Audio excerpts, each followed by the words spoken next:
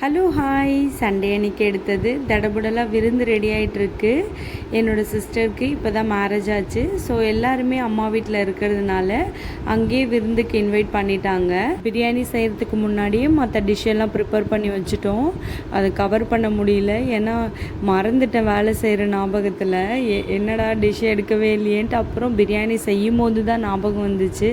அதனால பிரியாணியும் chicken leg பீஸும் தான் இதில் வீடியோவில் கவர் பண்ண முடிஞ்சுது. டடா, ஃபைனலாக விருந்து ரெடி ஆகிடுச்சு.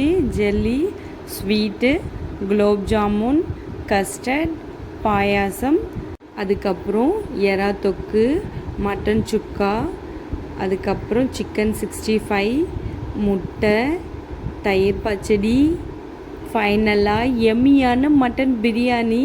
நல்ல விருந்து எங்களுக்கு அம்மா வீட்டில்.